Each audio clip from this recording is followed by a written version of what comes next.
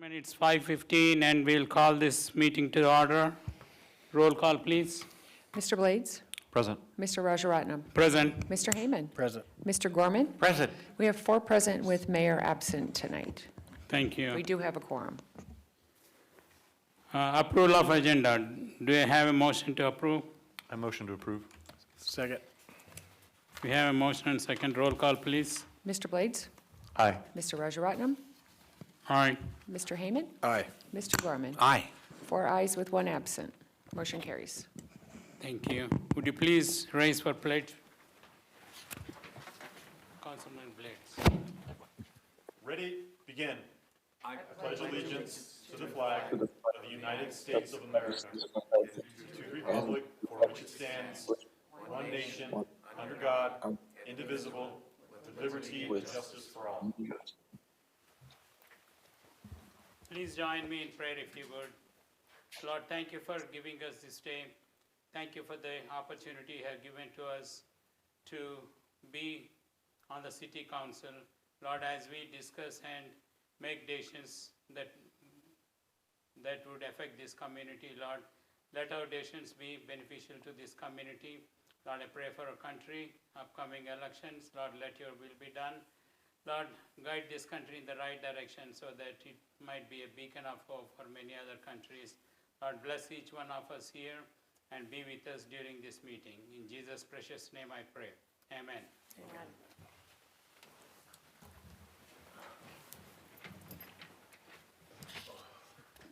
Next item, council announcements and directions.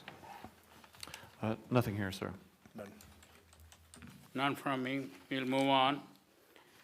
Discussion action item. Approval of additional expenditure from the Parks Impact Fees account to correct the orientation of the pickleball lines on the tennis courts from east to west to north to south. Ms. Wagner.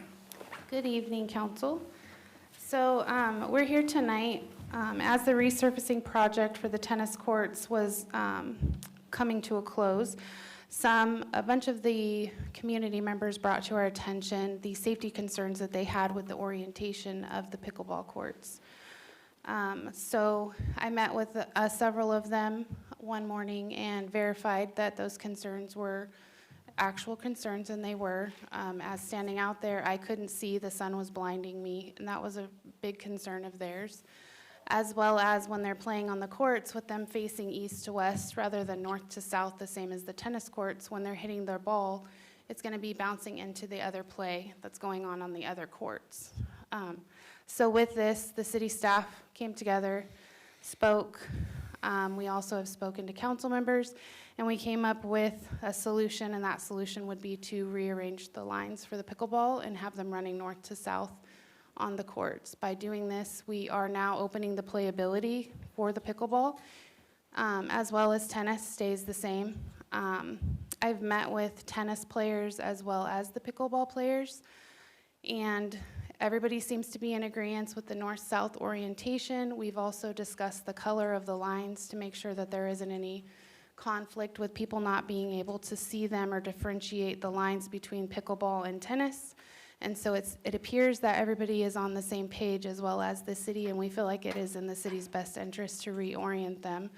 So we are here tonight asking for additional funds from Park Impact Fees to complete this project.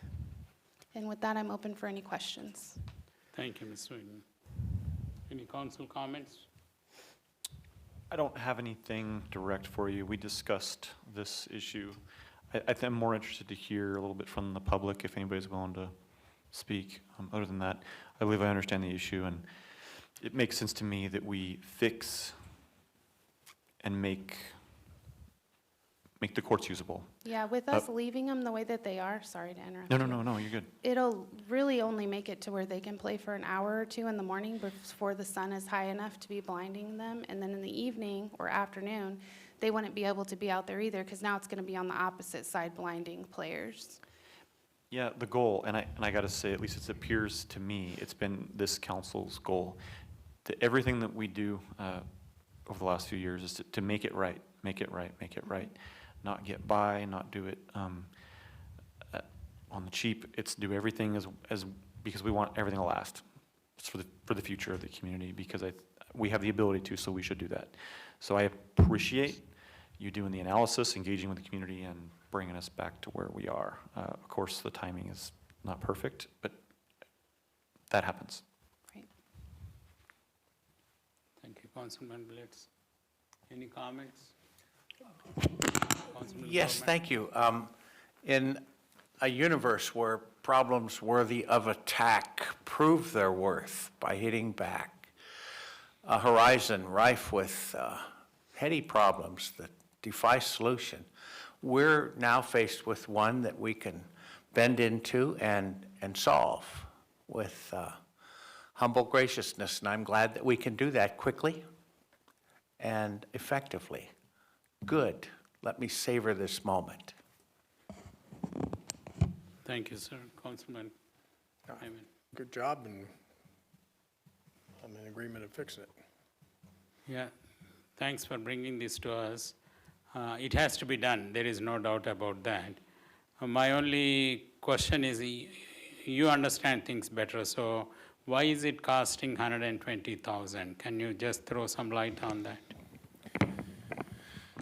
So when you resurface courts like this, it's special paint. It's epoxy-based, it's got a sand filler to it, so there is no way to just cover the lines up and repaint it. So in order for us to reorient the courts, we actually have to sand off all the lines. You have to put back on your sealer, and then you have to repaint the whole internal part of the tennis court so you can stripe lines again. So there's no, because of the type of paint it is, how it is applied, how it is done, so you don't have high spots and low spots that are going to change and affect the way the ball bounces for tennis or for pickleball.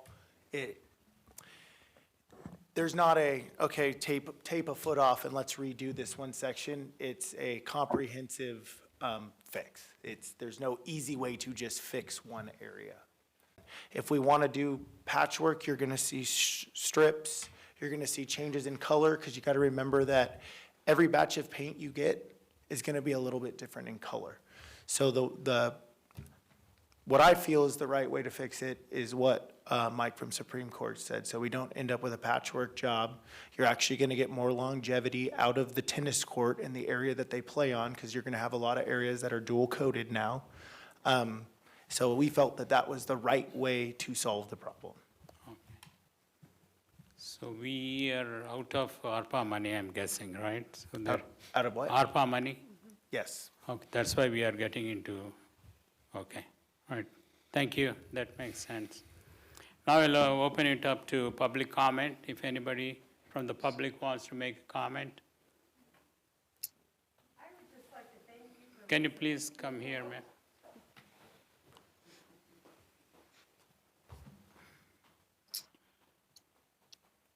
Hi, my name is Becky Bechtel. I'm a current pickleball and a previous tennis player. Played on these courts almost all of my older adult life, younger high school years. And I just want to say thank you for listening. Yeah. It makes a big difference. Of course. Thank you for your input, we appreciate that.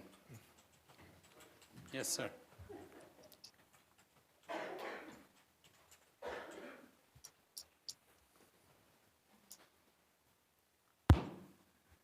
Yes, my name is Paul Gary Fry. Some people know me as Paul, some people know me as Gary, so I'll give you both my names. But I wanted to add, it's unfortunate that we had the hiccup, but the positive aspect of this is that there's some really wonderful things. We know the turnstiles are gone on the gates, the courts look beautiful.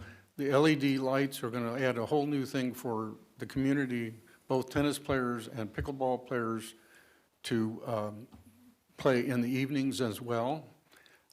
It really is wonderful, and it would, my feeling has always been, it would be a shame to have basically pickleball courts that are kind of unusable most of the daytime when the sun, we have sun in the desert, as you well know. So, I just want to say, we don't want to focus on the negative. We have the people at Narissa has contacted on the pickleball side, myself and Tim Higgins and Ray Hawker, and we've been talking about the signage that the rec people are coming up with, and I think the last proposal this morning was, it will really do the trick. I mean, it'll be kind of emphasizing one side with pickleball, with tennis when they overflow, or tennis on the other side if pickleball overflows. And then, so the long-term solution, I think you have if you do it right, you're going to have a facility that can last for a number of years, and as either sport grows in popularity or goes down or whatever, you'll have a facility that we can even bring in tournaments, that having more courts that are facing right. If you had the courts facing east-west, we would not draw anybody from anywhere out of town to play in the tournaments. So anyway, appreciate your consideration in this matter. Thank you. Thank you, sir. Any other public comments? Seeing none, any comments on the phone, please? There's none, right? No. I'll bring it back to, I'll close the public comment and bring it back to the council for any final comments. Okay, so do I have a motion to approval of additional expenditure from the Parks Impact Fee account to correct the orientation of the pickleball lines on the tennis court from east to west to north-south? I move that we approve. Second? We have a motion and second. Mr. Blades? Aye. Mr. Rajaratnam? Aye. Mr. Heyman? Aye. Mr. Gorman? Aye. 4 ayes, one absent, motion carries. Thank you. Thank you, guys. Thank you, council. Thank you. Thank you. We'll move on to city manager report. Mr. Strand. Yeah, I have nothing this evening. Thank you, to add. sir. Mayor, council comments? No comments from me, sir. None. None, I don't have any. So we will adjourn the meeting at 5:28. Thank you all for coming. Have a great evening. Bye. Thank you, everybody.